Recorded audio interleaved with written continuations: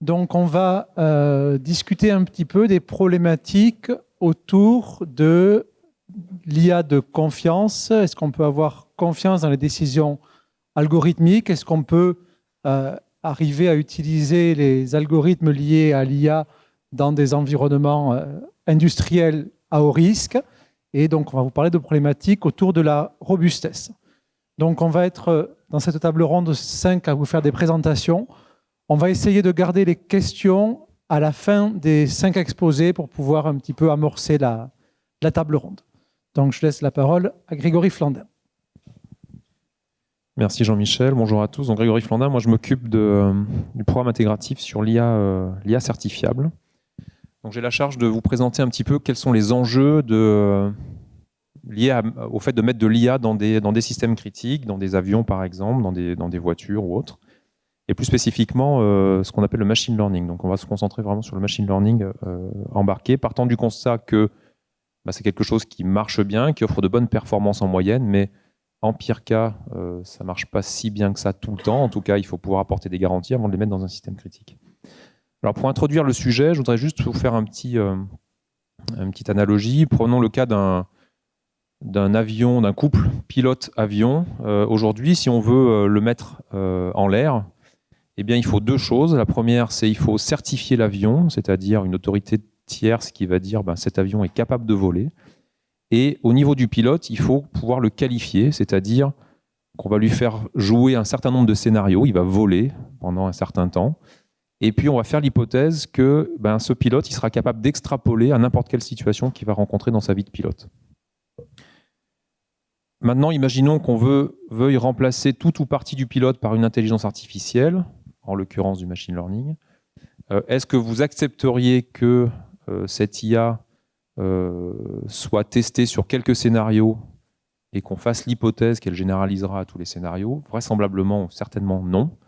Et vous auriez raison parce que l'intelligence artificielle n'a pas une réaction qui est aussi proportionnée que peut avoir un être humain. On fait confiance aujourd'hui à l'être humain dans sa capacité à répondre à un problème, à régulariser le problème et à avoir une réponse proportionnée.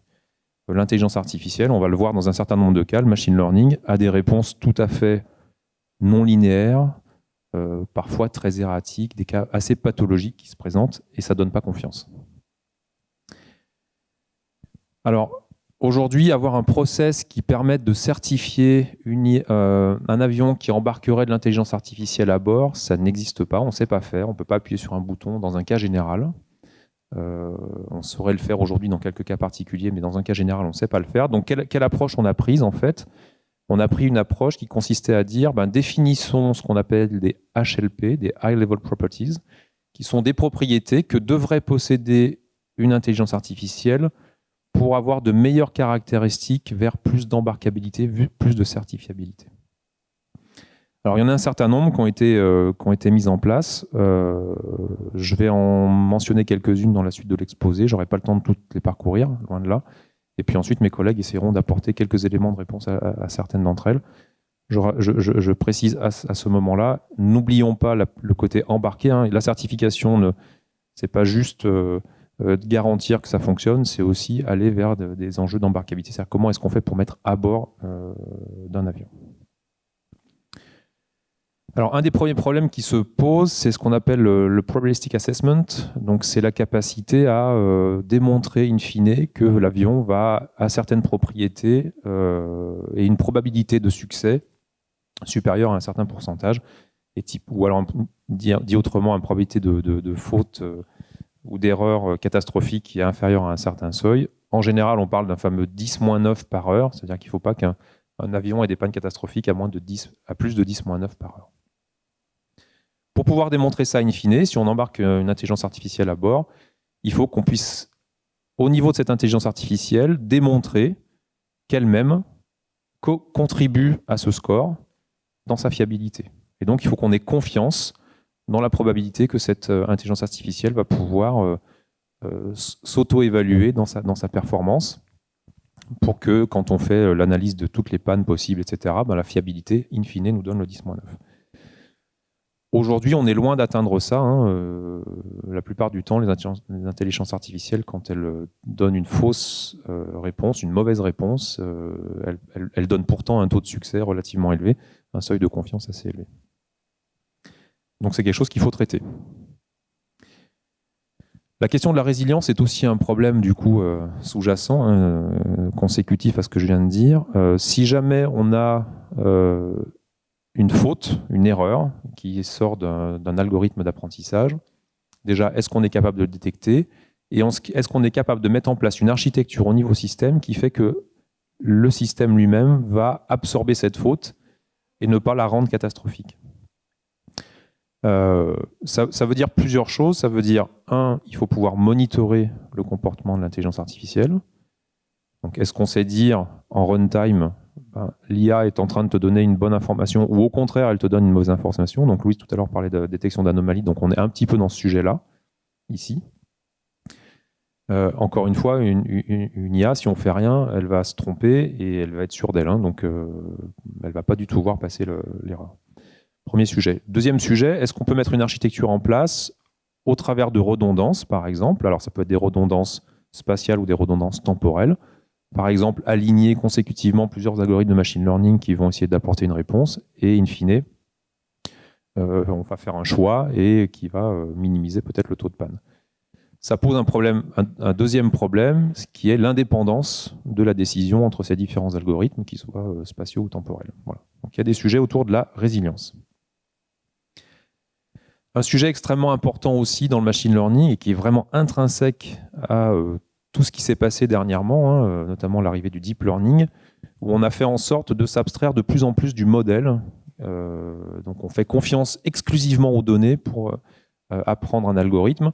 Et toute notion de modèle de connaissance, de modèle de physique, etc., disparaît au profit de la donnée. Et donc, on en vient à faire des tâches que l'on ne sait plus spécifier ou que l'on ne sait pas spécifier. Par exemple, la détection d'un piéton, la détection d'un panneau. Pouvoir détecter ce qu'est un piéton mathématiquement, ce qu'est un panneau mathématiquement, ça pose des problèmes. Sans compter que dans certains cas, voilà, il y a des situations où les panneaux sont relativement... ont des caractéristiques qu'on n'imagine pas forcément au départ. Même dans certains cas, voilà, est-ce que la voiture doit s'arrêter dans une situation comme ça? Bon, voilà, il faut pouvoir spécifier globalement tous les scénarios possibles et imaginables. Et ça, c'est un vrai sujet. La spécification est au cœur d'un processus de certification, hein, aujourd'hui dans un avion, dans une voiture, etc. Évidemment, puisque c'est la donnée qui devient spécifiante d'une certaine façon, la question de la qualité des données, de leur représentativité, elle est majeure. Un des sujets, par exemple, mais Jean-Michel en parlera beaucoup mieux que moi, c'est la question du biais. Est-ce que quand on a construit le dataset, quand les ingénieurs ont construit le dataset, est-ce qu'ils n'ont pas introduit des biais qui font que finalement l'algorithme prend des décisions sur des problèmes qui n'ont pas été, sur des raisons qui sont absolument pas les bonnes? Je vais en rester là. Il y a plein d'autres enjeux, hein, l'explicabilité notamment, et c'est Nicolas qui en parlera. Ce qui est important de bien avoir en tête, voilà, c'est qu'il y a des propriétés qu'on voudrait que les algorithmes d'apprentissage aient pour avoir de meilleures caractéristiques dès qu'on les met dans des avions. Et mes collègues vont maintenant vous présenter quelques éléments de solution à tout ça.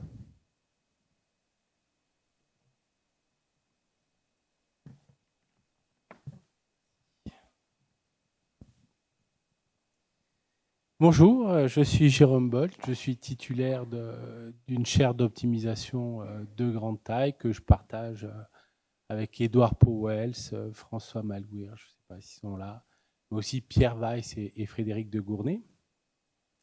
Alors, ma présentation va être plutôt ludique et pédestre comparée aux choses savantes qu'on a entendues. Voilà, donc je vais essayer de vous faire sentir pourquoi l'optimisation est essentielle en apprentissage. Ok, donc alors qu'est-ce que c'est qu'un réseau de neurones? C'est une très grosse fonction qui va répondre à des questions plus ou moins simples pour lesquelles elle a été entraînée. Donc là, sur le dessin, on lui demande si c'est un chien et elle nous répond une probabilité. D'accord ? Et un des aspects importants, c'est que pour apprendre à répondre à ces questions, il faut ce qu'on appelle un jeu de données vraiment très très grand. Alors, comment se fait cet apprentissage ? Ça va se faire en réglant une foultitude de ce qu'on appelle neurones et qui, pour nous, mathématiciens, se résume à une énorme collection de nombres.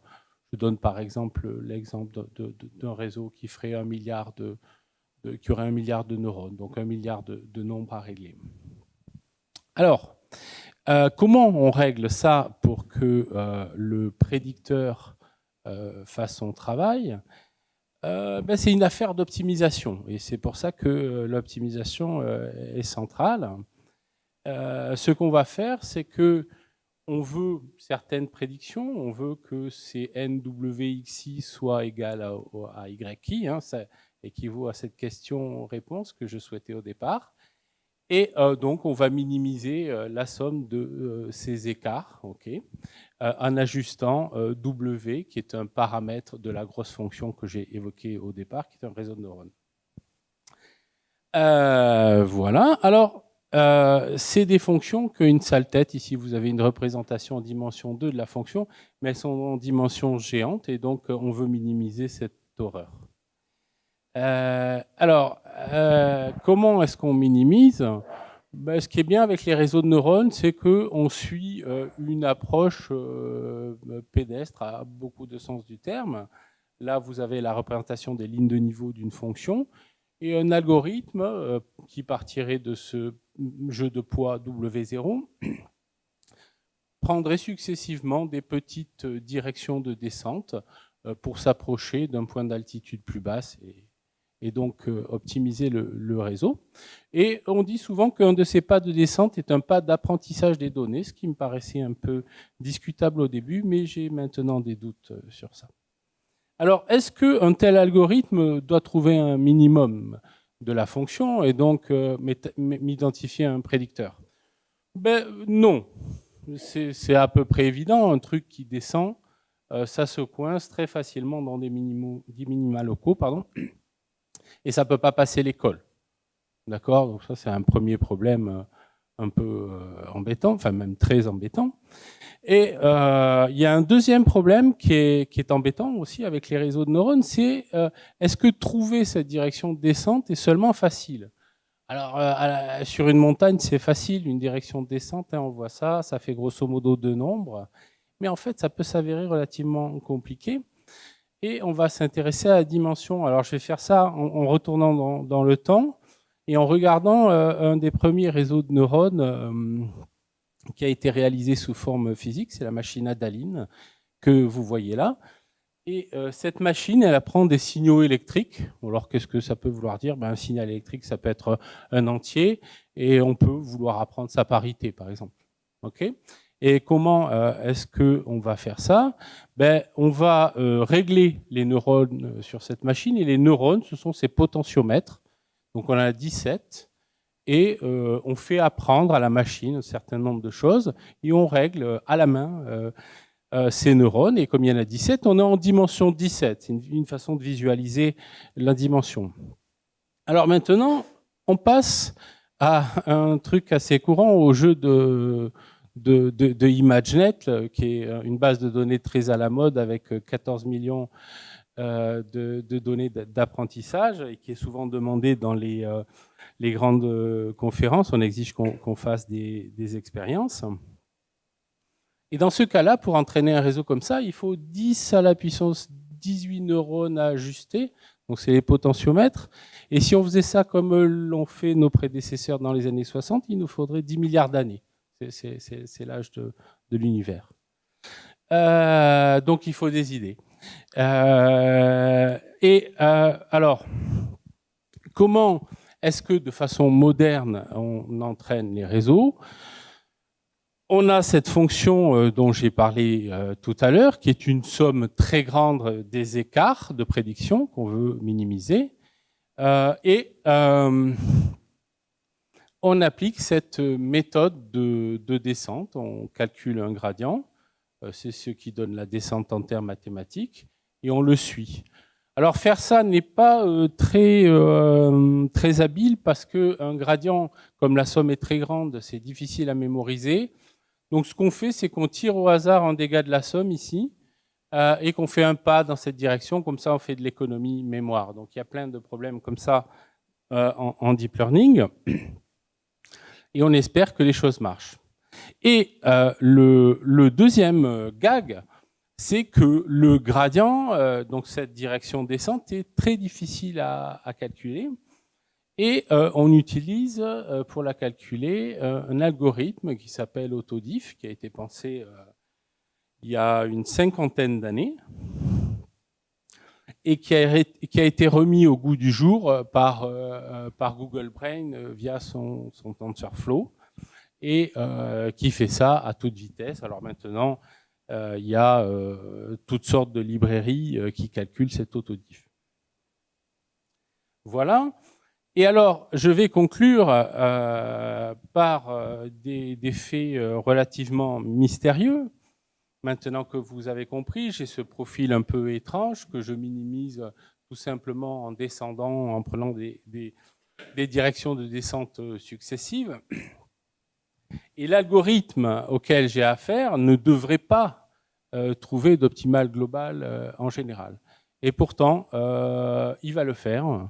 Et c'est un des mystères du deep learning sur lesquels beaucoup de mathématiciens s'interrogent. Par ailleurs, le système ne devrait pas mémoriser aussi les données d'entraînement. En général, quand il les mémorise, quand un système statistique mémorise les données, il surajuste et donc ses prédictions sont mauvaises. Mais pourtant, il le fait. Et il prédit les choses avec, pour les cas structurés avec une précision vraiment remarquable. Et enfin, autre chose d'un peu étonnant, c'est que la fonction que j'ai évoquée a beaucoup de minima globaux et il y en a qui n'ont aucun sens du point de vue de la prédiction et de ce qu'on appelle l'IA. Et ces minima globaux ne sont pas identifiés en général, donc on trouve le bon minimum global. Voilà, donc c'est les mystères de l'optimisation auxquels on va essayer de s'attaquer dans Anity 2.0. Voilà. Donc, moi, je vais vous montrer des problématiques liées à la robustesse. Donc moi, je me place dans le cadre, juste après Jérôme, dans le cadre où en fait, le réseau a été appris, on a optimisé une fonction, on est confiant, on est très content parce que ça marche bien. Et pourtant, en fait, ça marche très bien en moyenne, mais donc même s'ils sont très performants, ils ne sont pas robustes. Alors qu'est-ce que c'est que la robustesse en statistique? C'est un vieux problème où, en fait, on prend des données, on rajoute un petit peu de bruit aux données et on regarde si la décision va changer. Donc, typiquement, on prend ici un réseau de neurones qui a été optimisé sur des images. Le réseau prédit que cette image, c'est un panda. On va ajouter un bruit qui est un bruit gaussien, donc un bruit d'observation classique, tout petit, c'est ça, avec multiplié par 7 10-3.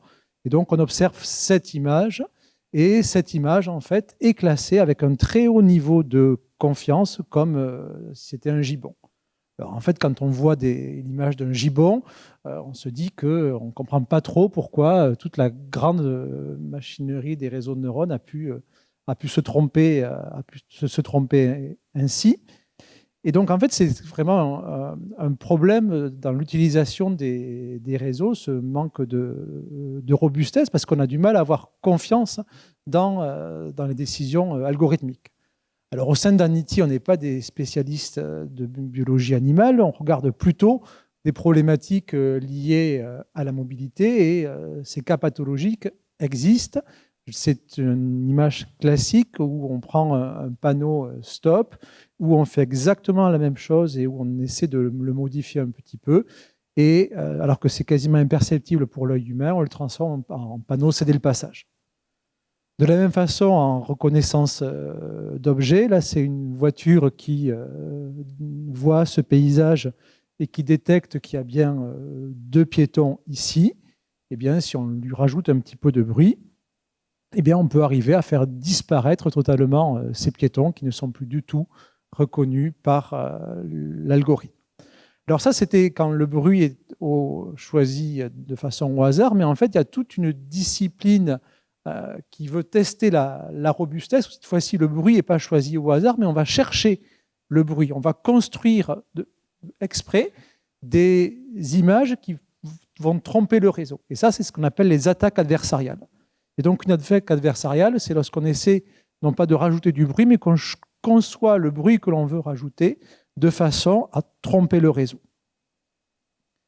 Et en fait, cette instabilité, on l'a vu dans les paysages d'apprentissage qu'a montré Jérôme, ils sont très irréguliers. Et lorsqu'on cherche de la robustesse, on aimerait que 2 points qui sont très proches aient la même sortie algorithmique, soient traités de la même façon. Et alors, je vais vous prendre un exemple qui est connu, qui vient de la base de données LinkedIn, où en fait on essayait de concevoir des algorithmes qui regardent un début de CV et qui essaient de prévoir. Donc vous voyez un début de CV, une biographie. Il y a un réseau de neurones un peu compliqué qui est appris sur plus de 400 000 recommandations et on prédit que cette personne est intéressée par des métiers de type chirurgien. Et puis en fait, on va faire une toute petite modification. La petite modification, c'est juste changer un pronom. Changer le pronom, i devient she. Donc on rajoute une information genrée. Eh bien, on va perturber totalement les sorties du réseau et on peut s'apercevoir qu'en fait, il y a des métiers qui sont plutôt masculins et des métiers plutôt féminins. Et donc, c'est le réseau de neurones est très instable. C'est un manque de robustesse parce qu'une petite perturbation va tout changer. En fait, quand on dit petite perturbation, c'est parce qu'on est en train de regarder les données que l'on rentre. Et en fait, si on regardait un petit peu à quoi ressemblent les données vues par le réseau de neurones, on verrait un ensemble qu'on appelle un embedding, et c'est une espèce de projection des données par le réseau, et ces données sont très complexes. C'est un petit peu l'alphabet qu'a construit le réseau pour résoudre la tâche qu'on lui a assignée. Et vous voyez, c'est une géométrie qui est très compliquée. Donc en fait, on se peut poser la question, est-ce que quand on fait des petites modifications, est-ce qu'en fait, on fait vraiment des petites modifications ou est-ce qu'on va vraiment changer beaucoup la topologie du réseau en ayant des points qui sont très différents? Et peut-être que même ces petits changements juste de genre, en fait, ça produit des gros changements. Alors, est-ce qu'on aurait pu s'en apercevoir? Est-ce qu'en fait, on peut comprendre ce que le réseau a vraiment appris de la tâche? Est-ce qu'il a appris des choses ou en fait, est-ce qu'il est juste allé chercher dans les données qu'il a vues dans le jeu d'apprentissage des corrélations qui peuvent être des corrélations parfois confondantes et est-ce qu'en fait, est-ce qu'il a vraiment appris une information ou est-ce qu'il a appris juste du biais? Et donc, il y a toutes ces problématiques liées à la robustesse qui sont des problématiques de comment est-ce qu'on peut contrôler le biais qui sont des corrélations fortuites qu'on trouve dans les données et qu'on transforme en causalité, comme ici le genre. Alors, au sein d'Anity, au sein de l'axe robustesse et de l'équipe de recherche d'IL, on a essayé d'imaginer une solution mathématique avec 2 ingrédients. 2 ingrédients qui ne sont pas nouveaux, qui sont d'abord regarder une régularité des réseaux, c'est-à-dire essayer d'empêcher le réseau de changer trop vite lorsque des points sont proches, et ça, c'est quelque chose qui existe depuis très longtemps. c'est une notion de régularité au sens de Lipschitz. Donc, les mathématiciens dans la salle savent bien ce que c'est. C'est juste qu'en fait, deux sorties ne sont pas trop loin. Et en fait, on peut contrôler la distance entre les deux sorties par une constante, la fameuse constante de Lipschitz, et la distance de ces deux points. Et donc, intuitivement, plus en fait, on va réussir à restreindre la largeur de ce cône, et plus en fait, toutes les autres sorties vont être proches de la première valeur. Donc, ça va empêcher le réseau d'être trop instable. Donc ça, c'est quelque chose pour arriver à régler les problématiques de robustesse. Et puis, il y a une deuxième idée qui est d'essayer de donner du sens à cette notion de classification et de pouvoir comprendre qu'est-ce que c'est que changer de classe quand on fait de la classification. Et c'est une notion qui est liée à une vieille notion de Gaspard-Monge que Cédric Villani a repopularisée, qui est le transport optimal. Donc, on a réussi à construire de nouveaux réseaux qui ont des bons certificats de robustesse et qui généralisent un peu mieux. Et ça, c'est un travail qui a été fait au sein de DIL, qui a mobilisé des équipes industrielles, des équipes de chercheurs de l'université, des chercheurs en data science, et qui a fourni une toolbox qui est actuellement utilisée pour résoudre des cas pratiques. Il y a du training au sein d'Anitis et la toolbox d'IDLib qui est proposée et qui est un des résultats d'Anitis. Je vous remercie. Merci. Donc, bonjour à tous, je suis Claire Pagetti et je suis porteuse d'une chaire en certification pour l'aéronautique. Et je vais parler de la suite de ce qui avait été fait. Donc, je me place après Jean-Michel. Donc, vous avez vu un peu des problématiques niveau design, mais moi, je vais me placer après sur la partie déploiement sur cible. Donc, ça semble être la partie facile. C'est vrai que c'est plus facile, je pense. Mais il y a quand même des problèmes. Donc, je fais partie d'un groupe de certification. On est plusieurs dans Anity, qui est la certification pour l'aéronautique. Donc, c'est un groupe Rocae SAE. Et je vous ai pris 3 objectifs du groupe de certification sur la partie implémentation. Donc, le premier, c'est qu'on a trouvé un modèle qui nous convenait. Donc, on a un inference modèle qui nous va bien. Je suis toujours en machine learning, offline training. Je n'ai pas changé les hypothèses. Et ce que je veux, c'est avoir une description formelle, non ambiguë du résultat. Donc, a priori, ça doit bien se passer puisque c'est du calcul de matrice, d'algèbre linéaire. Sauf qu'en fait, les résultats sont sortis de tous nos frameworks d'apprentissage, TensorFlow, PyTorch, etc. Et en fait, ces outils ont été faits non pas pour faire de l'aéronautique embarquée, mais pour avoir le maximum d'utilisateurs et de la simplicité d'utilisation. Donc, c'est plutôt fait pour cacher la machinerie de ce qui se passe pour les utilisateurs pour que ce soit facile. Et nous, ce qui nous intéresse, c'est de récupérer le résultat complètement détaillé avec toutes les étapes de calcul allant jusqu'aux librairies même d'activation si j'utilise Sigmoid par exemple. Donc on n'a pas du tout ça à la sortie de ces outils. Si vous regardez les formats existants, vous verrez qu'ils sont propriétaires, qui sont illisibles et qui surtout ils ont une sémantique qui n'est pas claire. Bon, pour vous convaincre, peut-être, je vous ai mis un exemple. Si vous voulez faire une convolution, je ne sais pas comment on dit en français, well balanced, c'est-à-dire que quand vous allez multiplier votre tenseur d'entrée avec les kernels, vous ne voulez pas que le calcul matriciel déborde. Pardon. Vous ne voulez pas que le calcul matriciel déborde. Et en fait, les outils, par défaut, ils vont vous compléter le tenseur d'entrée en mettant des zéros, donc du padding en haut et à droite à gauche. Et donc, dans mon exemple en blanc, là, vous voyez, c'est mon tenseur d'entrée. Il faut rajouter 3 zéros en horizontal et en vertical. TensorFlow va faire comme ça, PyTorch va faire comme ça. Vous ne le savez pas, mais ce n'est pas très grave peut-être pour vous, mais pour moi, ça l'est.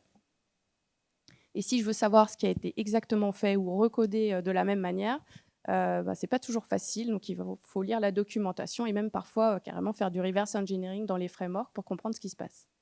Alors, d'un point de vue industriel, ce n'est pas envisageable de passer son temps à faire ça. C'est pour ça qu'on demande, d'un point de vue certification, que la personne qui va faire un système avec du machine learning ait son modèle de description clair et non ambigu. Donc un autre problème qui est relié, mais qui n'est pas un objectif à proprement dit, et qui a été montré par Jérôme, c'est la taille. Parce que nous, on va aller faire des systèmes embarqués, on va vouloir que ça consomme peu, que ça soit efficace. Donc, en fait, là, déjà, on voit que le monde machine learning et le monde de la certification sont antagonistes. Et là, il y a un deuxième antagonisme, qui est que pour trouver la meilleure accuracy, la meilleure performance, le machine learning va tendance à avoir des modèles énormes. Quand on entend 10 puissance 9 ou 10 puissance 19 données, autant dire que d'un point de vue embarquabilité, ça ne nous convient pas vraiment. Il y a des raisons théoriques que j'expliquerai mal, mais en particulier, trouver l'architecture optimale, aujourd'hui, on ne sait pas le faire. Donc, on fait des gros modèles et après, on va chercher dedans des bonnes performances. Il y a des travaux de réduction de taille de modèle dans machine learning, de distillation, de pruning, quantisation. Alors ça, c'est pas du machine learning, ça existait déjà avant. Ce qui modifie la sémantique. Donc pour nous, ça doit être fait en avance, avant le déploiement. Nous, plutôt, d'un point de vue embarquabilité, ce qu'on dit, c'est que peut-être dégrader la performance. À partir du moment où on n'a pas 10-9, si la performance est à 98, pour moi, qu'elle soit à 98 ou 92, le problème reste le même. C'est-à-dire que je suis très très loin du 10-9 attendu. Donc, faites plus petit. De toute façon, vu qu'il va falloir qu'on fasse quelque chose en face, mais par contre, d'un point de vue embarquabilité, ce sera meilleur. Et après, il y a tout un tas de travaux à faire sur de l'optimisation qui préserve la sémantique après apprentissage. Donc, il y a plusieurs travaux dans la chaire. Je n'ai pas mis la liste des gens, mais on est plusieurs chercheurs. Il y a des thésards, il y a des postdocs, il y a des mises à disposition. Et puis, on travaille aussi pas mal avec DIL Mission Certification, où on se pose des questions de sémantique, notamment pour commencer à permettre la parallélisation, le pipelining et puis d'autres techniques habituelles d'optimisation sur cible. Il y a une partie formal verification qui sera présentée par Mélanie demain. Et puis, on fait du design space exploration à l'apprentissage pour essayer d'optimiser les tailles en prenant ça en compte dès le départ. Deuxième objectif, c'est plus de la DO 178, c'est-à-dire je vais vouloir mettre le runtime. Donc, ça y est, j'ai bien décrit mon modèle et je veux l'exécuter sur cible. Et donc, ce que je vais faire, en général, ce que j'imagine ce que la plupart d'entre vous font, vous prenez à nouveau des frameworks comme TensorRT, des choses comme ça. Donc, c'est à nouveau fait pour maximiser le nombre d'utilisateurs. Donc, ça optimise en moyenne. Ça va des fois, pour l'embarquer, optimiser la consommation, mais d'un point de vue certification, ce n'est pas du tout ce qui nous intéresse. Parce que là encore, c'est des boîtes noires. Donc, quand c'est propriétaire, définitivement boîte noire, mais même quand c'est open source, ça va plutôt aller vers de l'interprétation de graphes pour que ça marche pour tous les systèmes. Or, ce que nous, on attend, ce n'est pas d'utilisation dynamique de mémoire, par exemple, de la traçabilité de code, comprendre tous les détails. Donc, ces outils sont difficilement certifiables, surtout pour les systèmes très critiques. Nous, on a regardé des générations plus classiques, parce qu'aujourd'hui, dans l'aéronautique, ce qu'on fait, c'est qu'on a une spec, un code. Donc, pour un réseau, un code. Donc, on a regardé de la génération de code C, pour des petits réseaux, bien entendu, et qui soit B-setable, donc c'est-à-dire on est capable de calculer le pire temps d'exécution, le nombre de cycles maximum. On est en train de travailler sur la génération CUDA, et on est quand même regarde la partie runtime, parce qu'il y aura toujours des applicants qui voudront utiliser des outils comme TensorRT et autres. Donc, il va falloir qu'on regarde. Troisième objectif, je vous ai parlé de code C. On imagine bien que pour faire du ResNet, le C, ça ne va pas être bien adéquat. Et puis, les processeurs actuels, donc vous imaginez que ce qui est certifié aujourd'hui dans l'aéronautique, c'est single core, un seul cœur. Il y a des activités de certification en ce moment pour passer au multicœur. C'est-à-dire que dans 2-3 ans, vous aurez des multicœurs dans les avions. Et là, on parle d'utiliser du GPU. Donc, on est à des années-lumière, nous, dans l'aéronautique, d'utiliser ce genre de machine. Mais donc, on doit l'anticiper, parce que c'est clairement quelque chose qui se passera. Donc, il y a tout un volet de commencer à regarder ces nouvelles architectures que nous, on appelle hybrides, c'est-à-dire des multicœurs avec un ensemble d'accélérateurs, donc des accélérateurs GPU, des ASIC, des accélérateurs qu'on appelle coprocesseurs. Donc, c'est des unités fonctionnelles dédiées pour de l'accélération. Vous connaissez peut-être les unités vectorielles, et préparer tout ce qu'on a fait pour le multicœur. c'est comprendre ce qui se passe dans ces machines alors que la documentation est très sommaire, être capable de faire des modèles bas niveau pour calculer les pertes temps d'exécution, là aussi c'est très balbutiant parce que même la recherche n'a pas commencé à regarder ça, et regarder les problèmes d'interférence, c'est-à-dire les problèmes d'accès aux ressources partagées. Là aussi, on a un certain nombre de travaux, alors dans la chaire, mais dans des projets annexes. Et dans Confiance, il y a l'IRIT qui travaille sur l'extension d'Ottawa. Voilà. Je passe la main à Nicolas. Bon, je me rends bien compte qu'on dépasse le temps. Donc, je vais être vraiment très vite. Je vais juste vous faire part qu'il y a toute une session sur l'explicabilité demain où on rentrera beaucoup plus dans les détails. Donc, je veux juste donner un petit peu un aperçu. Pourquoi l'explicabilité? Bon, Grégory l'a déjà mentionné, les autres aussi. Pourquoi c'est important? Mais je vais être un peu polémique dans les 2 minutes que je vais prendre. Regardez, dans la science, les prédictions sont certes importantes. Hein, voilà, on a besoin d'un modèle qui prédit des choses. Mais des théories scientifiques ou des modèles sont différents d'oracles. Voilà, d'oracles comme utilisé. Les Grecs, on pouvait peut-être penser que ça marche bien. Est-ce qu'on peut donner sa confiance dans un oracle si on ne peut pas expliquer pourquoi elle fait les prédictions qu'elle fait? Je crois que si nous sommes des chercheurs et nous sommes intéressés par du machine learning en tant que science et en modèle scientifique, on doit pouvoir expliquer pourquoi notre modèle fait quelques prédictions et pourquoi ce modèle ne fait pas d'autres. Voilà. Et si on est... Donc, on dit souvent que l'explicabilité est importante pour l'acceptabilité. Donc, ça pourrait être une question psychologique. Est-ce que les gens acceptent une machine qui fait des prédictions sans explication ou pas? Yann Lequin dit oui. Tu ne comprends pas les explications de ton médecin, mais tu acceptes les ordonnances. Mais là, on est dans un autre niveau, quoi. Là, il n'y a personne qui comprend qu'est-ce que fait la machine. Est-ce qu'on peut avoir... est-ce que c'est rationnel d'accepter ces prédictions? Moi, je dirais qu'on peut mettre un gros point d'interrogation là-dessus. Et donc, l'explication, même si c'est psychologiquement pas requis, c'est scientifiquement et rationnellement requis. Alors, comment est-ce qu'on peut... C'est quoi l'explicabilité? C'est quoi l'interprétabilité? Bon, il y a une fonction dont on veut expliquer son comportement et on veut savoir pourquoi cette prédiction a eu lieu.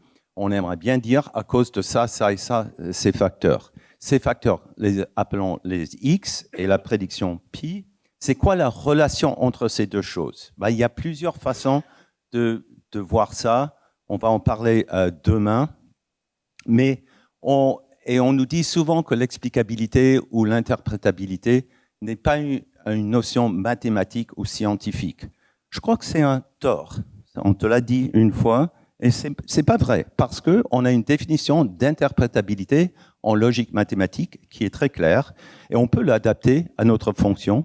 Et je vous laisse dire cela, c'est-à-dire qu'on a une théorie T, on peut interpréter le comportement de F si et seulement si il y a une traduction du langage de F dans le langage de T, tel que si on a cette prédiction, on peut démontrer cette prédiction à partir de la traduction des entrées et la traduction de F. Alors, grâce à Church et Turing, donc ça remonte dans les années 30 et 40 du dernier siècle, on a une telle traduction pour la logique. Et donc, ça nous donne une relation particulière entre les conditions et la prédiction, c'est-à-dire une relation de conséquence logique, c'est-à-dire que si X est vrai, alors pi doit être vrai. Où est-ce qu'on en sommes? Donc, Joao va résumer ça en plus en détail demain. On peut donner des telles explications pour des systèmes, mais des systèmes plutôt simples. Voilà, naive Bayes classifier, decision trees, random forests, monotonic classifiers. Là, on a des résultats où on peut donner des explications en temps réel. Pour les réseaux neuronaux, on a des problèmes de scalabilité et j'en reste là. C'est là où Anity 2.0 va pointer. Donc, on va vous donner la parole. Est-ce que vous avez des questions pour les intervenants?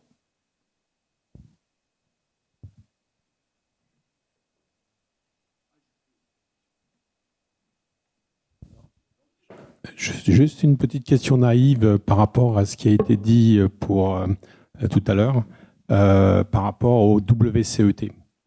Quel est l'intérêt de s'occuper du WCET quand on a 98% ou moins d'accuracy?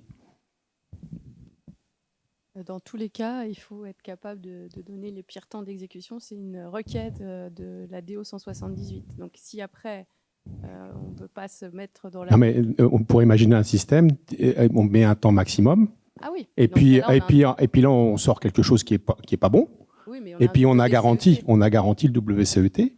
Mais de toute façon, comme l'accuracy du système n'est pas bonne, donc c'est pour ça que je pose la question, c'est un peu naïf, mais... Oui, je comprends. Mais ça c'est déjà fait. Mais dans ce cas-là, on dira qu'on a un WCET, parce qu'on mettrait une limite. Mais le calcul du WCET n'est pas la partie la plus compliquée du problème, en tout cas. C'est surtout s'il y a de la location dynamique de mémoire pour les interpréteurs. Après, faire du code vsetable pour des réseaux feed-forward, après les réseaux récurrents, etc., c'est autre chose. C'est comme un objectif obligatoire. On peut le faire de la manière dont vous le dites.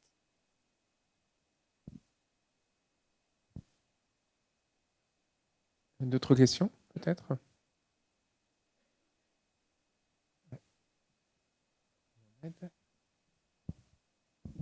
Merci. Merci pour les différents exposés. Moi, j'ai deux questions, en fait, ou deux remarques. La première, c'est vraiment toujours la difficulté de faire le lien entre tous les beaux résultats théoriques en termes de garantie de robustesse ou en termes de ce qu'on est capable de faire pour la recherche d'optimum et les objectifs de résilience au niveau système, et on n'arrive pas à faire le lien entre les deux. Je pense qu'il y a toute une réflexion sur comment vraiment arriver à faire ce lien-là pour pouvoir les connecter. Deuxième point, c'est Grégory, tu as parlé du fait que des fois, en fait, on peut être amené à utiliser plusieurs algorithmes de machine learning comme un moyen d'augmenter la résilience. Effectivement, c'est un objectif qui est toujours recherché un peu dans le domaine des systèmes critiques. Et d'ailleurs, une approche qui est assez courante, c'est de chercher la diversification. La diversification, notamment dans le logiciel, par exemple, c'est un des moyens, effectivement, pour éviter qu'il y ait des erreurs similaires et des points de défaillance de mode commun. Je pense qu'il y a une réflexion à faire sur aussi, en fait, on a du mal à caractériser le degré de diversification entre deux copies logicielles, déjà. Et la même question se pose aussi au niveau de l'étude de similarité ou de diversité entre deux algorithmes de machine learning. Et je pense qu'il y a des réflexions en cours pour Anity 2.0 sur les aspects cartographie d'algorithmes de machine learning, mais qui peuvent peut-être contribuer un peu à cette réflexion. Et d'ailleurs, en fait, la diversification, c'est pas uniquement plusieurs algorithmes de machine learning, ça peut être un algorithme de machine learning et d'autres approches de redondance au niveau système qui apporteraient une meilleure protection par rapport au risque de défaillance. Voilà, c'est juste des éléments de réflexion en fait, à amener sur la table. Ouais, la réflexion est excellente, merci. Sur le premier point, je corrige un tout petit peu. Il y a quand même des cas où on pense qu'on est capable de faire ce passage entre des garanties au niveau théorique et une résilience du système, une fiabilité du système, notamment sur un use case qu'on a traité au niveau de la casse. Alors, c'est des cas particuliers qui sont naturellement contraints par la physique, qui sont en général de petites dimensions, qui ont des caractéristiques très, très spécifiques, avec une référence qui existe, qui est certifiée, etc. Donc, ça reste des cas un peu, on va dire, non pas simplifiés, parce que c'est la nature même du problème qui fait que c'est simple. Par contre, ta réflexion, elle est vraie dans le cas général, absolument, et notamment dans la grande dimension. Voilà. Sur la question de l'indépendance des modèles de machine learning, ça va même un petit peu au-delà, c'est aussi l'indépendance des données qu'on peut avoir en entrée. Parce que si on fait de la redondance, qu'elle soit par exemple temporelle, on va vouloir s'intéresser par exemple une séquence d'images, à quel point on a de l'information qui est redondante ou pas dans les images. Est-ce qu'on peut compter sur une forme d'indépendance au moment où on va traiter une séquence vidéo, par exemple? Clairement, la réponse est non, c'est pas totalement indépendant, évidemment.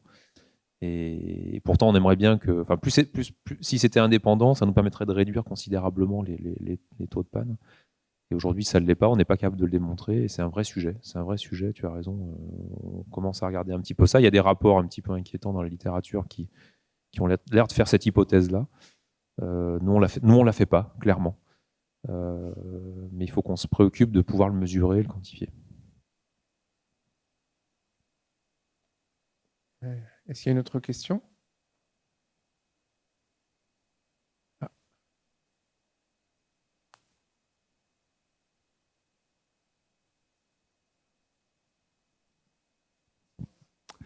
Bonjour, oui. Alors, moi, je me posais la question sur les différentes approches ou problématiques sur l'optimisation, la robustesse, la certification. Dans les présentations qu'on a, on s'abstrait de la fonction elle-même. Donc, on a vu dans une présentation ce matin que finalement, quand on faisait de la planif, ou si on va faire de la classif, ou si on va faire d'autres types de fonctions, on ne peut pas aborder le problème forcément de la même façon. C'est-à-dire qu'il y a des hypothèses qu'on va prendre quand on fait de l'optime ou de la robustesse qui sont complètement différentes et qui vont changer peut-être la façon dont on résout le problème si on est sur une tâche de classif ou sur une tâche de planif, par exemple. Une question.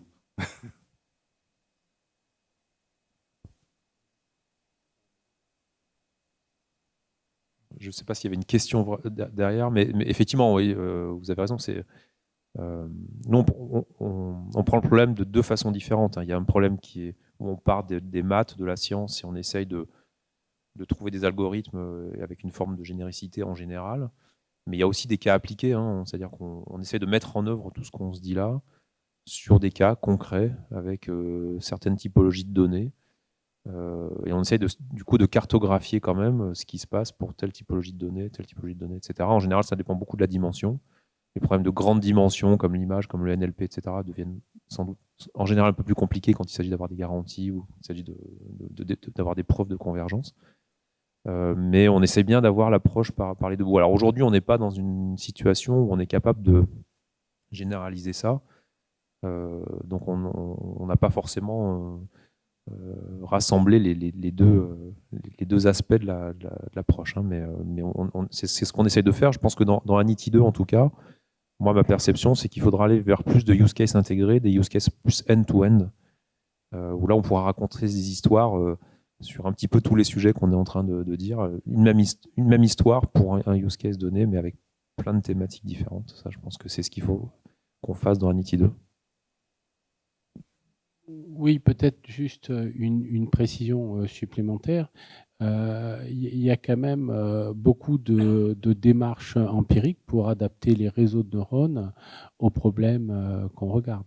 Par exemple, en imagerie, il y a ces fameux réseaux convolutionnels qui sont typiquement pensés pour le type de données auxquelles on a affaire. Et donc, on a des sorciers du deep learning un peu partout dans le monde qui mettent au point, alors c'est souvent empirique, mais des réseaux particuliers, des réseaux récurrents pour le NLP. Enfin, c'est pas des prédicteurs universels.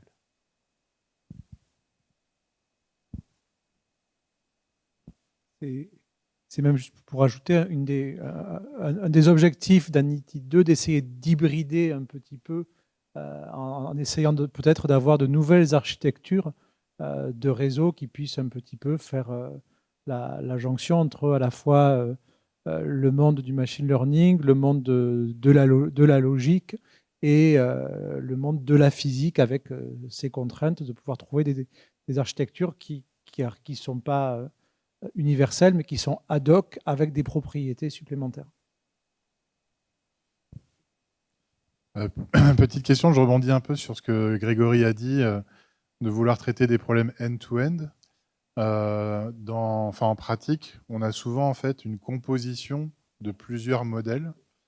Et donc la question, c'est est-ce que vous considérez que vous allez traiter ce problème-là dans un ITI 2 ou vous considérez que on va déjà travailler sur un modèle, on va dire, unique et après on gère la composition par ailleurs au niveau des industriels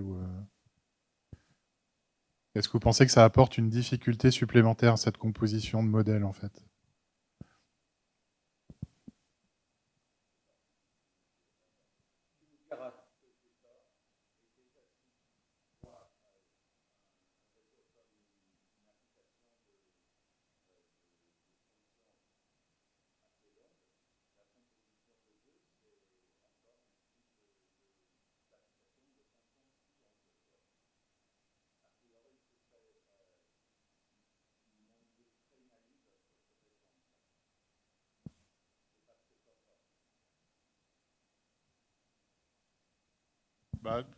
Ouais, après, c'est pas forcément que du machine learning tout le temps. On peut avoir en fait des étages avec des traitements intermédiaires qui sont pas forcément du machine learning. Après, ça devient un peu, ça devient un peu compliqué. Mais...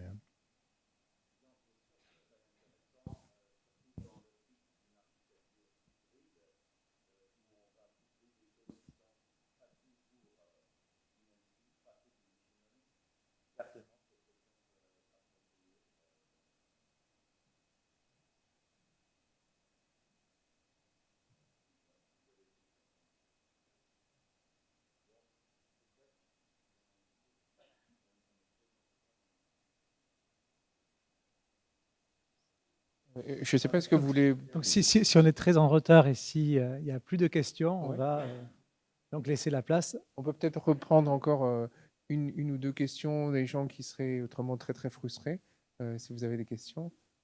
Non,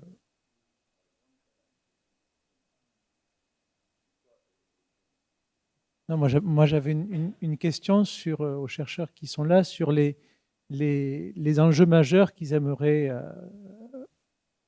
regarder dans la suite de leur recherche. Par exemple, on a vu des questions ouvertes dans les exposés de Claire et de Jérôme, et j'aurais voulu savoir s'ils avaient des pistes qu'ils auraient voulu regarder, quelles étaient la temporalité aussi, s'ils pensaient que c'était des choses qu'on pouvait résoudre assez vite ou c'est plutôt à très long terme.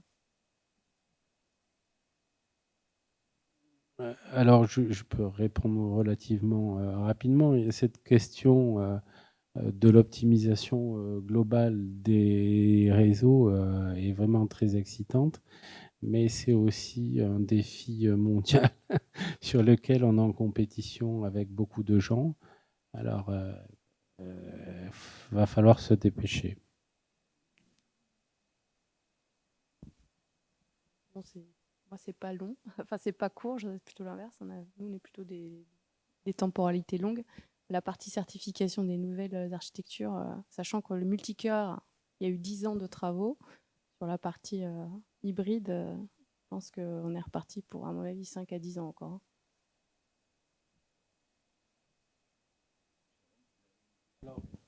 Oui, moi j'ai une question sur cette explicabilité. Je suis un grand fan de René Thom, qui était un géomètre médaille Fields, épistémologue. Et un de ses grandes choses, c'était que prédire n'est pas expliquer. Et donc il avançait, par exemple, la théorie de la gravitation, qui nous permet de faire toutes sortes de choses, positives et négatives. Mais on ne sait pas d'où elle vient, la théorie de la gravitation. On n'est pas capable de l'expliquer. Donc il y a quelque chose. Pourtant, on met en œuvre des fusées, des avions. Et donc voilà, comment ça s'articule avec ce que tu disais? Ouais, bien justement, j'avais pris mon petit exemple, voilà, peut-être complètement caricatural sur le comportement d'un oracle vis-à-vis d'un modèle scientifique. L'oracle, ça peut prédire à perfection, mais tu sais pas ce qu'elle fait. Est-ce que ça te suffit? Eh ben, si tu es scientifique, moi je dis rationnellement non. Il faut que tu comprends pourquoi elle fait cette prédiction, d'où elle sort cette prédiction. Et ça, c'est la différence entre la prédiction pure et l'explication, une manière de le regarder, grossièrement, mais voilà.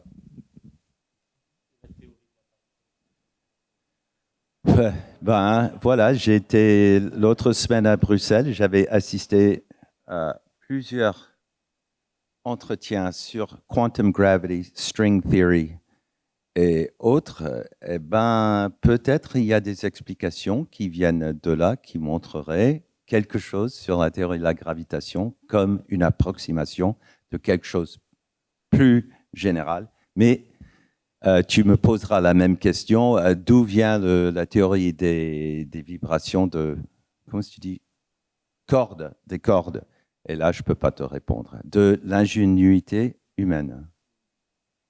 Peut-être tu poses aussi une question beaucoup plus fondamentale, c'est-à-dire qu'est-ce qui serait une bonne explication pour un humain? Comment est-ce qu'on répond à la question pourquoi?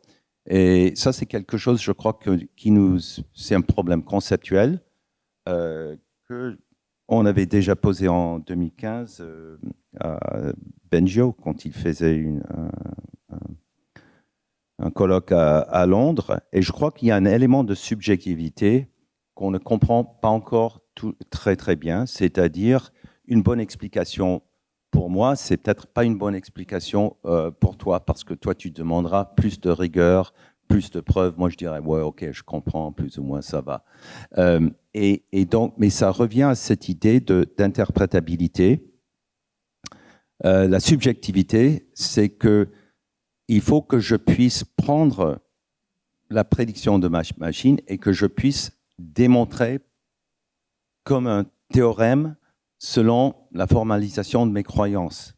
D'accord? Et donc, ça répondrait peut-être à ta question, mais ça veut dire que l'explicabilité, c'est pas toujours la même chose. C'est pas peut-être la même chose pour toi que pour moi, ni pour Jean-Michel. Je sais pas, voilà. Bon, ben, merci beaucoup à tous. Je pense que, sauf si vous avez encore une dernière remarque ou un dernier échange, on a encore une table ronde avant midi, et donc on va peut-être devoir passer à la suivante. Merci beaucoup à tous.